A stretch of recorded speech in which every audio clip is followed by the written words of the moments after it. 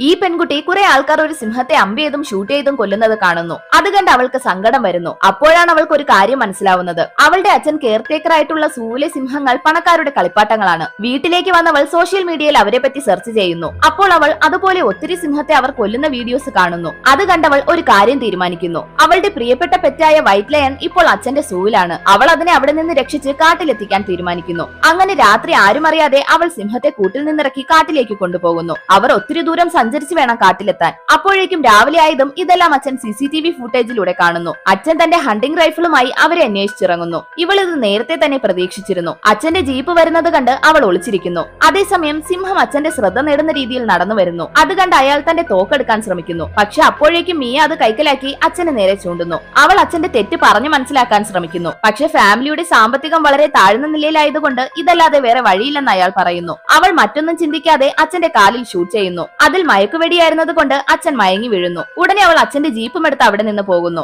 പക്ഷെ അവളുടെ കയ്യിലുണ്ടായിരുന്ന മാപ്പ് പഴയതാണ്. അവൾ വന്നെത്തിയ സ്ഥലത്ത് ഒരു പുതിയ ഷോപ്പിംഗ് മാൾ പണിതിരിക്കുന്നു. അവൾക്ക് മുന്നിൽ വേറെ ചോയ്സ് ഇല്ല. അവൾ സിംഹത്തെ ജീപ്പിൽ നിന്നിറക്കി മാളിനകത്തേക്ക് കയറുന്നു. സിംഹത്തെ കണ്ട് പേടിച്ച് ആളുകൾ പല വഴിക്ക് ഓടുന്നു. അവൾ ഒരു വിധത്തിൽ അതിനെയും കൊണ്ട് ബാക്ക് ഡോറിലൂടെ പുറത്തെത്തുന്നു. ആ സ്ഥലം വന്യജീവികൾക്കായുള്ളതാണ്. അവിടെ അവൾ ഒത്തിരി മൃഗങ്ങളെ കാണുന്നു. പക്ഷെ അവൾക്ക് പേടിയൊന്നും തോന്നുന്നില്ല. കാരണം ആ സിംഹം അവളെ പ്രൊട്ടക്ട് ചെയ്യുന്നു. അതുവഴി കുറെ ഒട്ടകപക്ഷികൾ പോകുന്നത് കണ്ട് സിംഹം അതിലൊന്നിനെ വേട്ടയാടുന്നു. അത് കണ്ട് ഇവൾ ഹാപ്പി ആവുന്നു. അവർ അവിടെ നിന്ന് മുന്നോട്ട് നടക്കാൻ തുടങ്ങിയതും ഒരു ജീപ്പ് അവരുടെ അടുത്തേക്ക് വരുന്നു. അതിൽ നിന്ന് പുറത്തിറങ്ങിയ ഇയാൾ സിംഹം എവിടെയെന്ന് ചോദിച്ച് ഇവളെ അടിക്കുന്നു. അത് കണ്ട സിംഹം അയാളെ അറ്റാക്ക് ചെയ്യുന്നു. അവൾ അതിനെ സ്റ്റോപ്പ് ചെയ്ത് അതിനെയും കൂട്ടി അവിടെ നിന്ന് മുന്നോട്ട് നടക്കുന്നു. പിന്നെയും ഒത്തിരി ദൂരം സഞ്ചരിച്ച് അവർ വന്യമൃഗങ്ങൾക്കായുള്ള റിസർവ് ഏരിയയിൽ എത്തുന്നു. ഒരു പാലം ക്രോസ് ചെയ്താൽ അവരവിടെ എത്തും. സിംഹം മുന്നോട്ട് നടക്കാൻ തുടങ്ങിയതും കുറെ പോലീസുകാർ തോക്കുമായി വന്ന് അതിനെ എയിം ചെയ്യുന്നു. അവൾ അതിനെ ഷൂട്ട് ചെയ്യരുതെന്ന് പറയുമെങ്കിലും ഈ ഓഫീസർ അതിനെ ഷൂട്ട് ചെയ്യാൻ ഓർഡർ കൊടുക്കുന്നു. പക്ഷെ അവളുടെ സങ്കടം കണ്ട അച്ഛൻ അവരതിനെ ഷൂട്ട് ചെയ്യാതിരിക്കാൻ അതിനെ കവർ ചെയ്യുന്നു. അവസാനം ആ സിംഹം സ്വതന്ത്രനായി അതിന്റെ യഥാർത്ഥ വീട്ടിലെത്തുന്നു.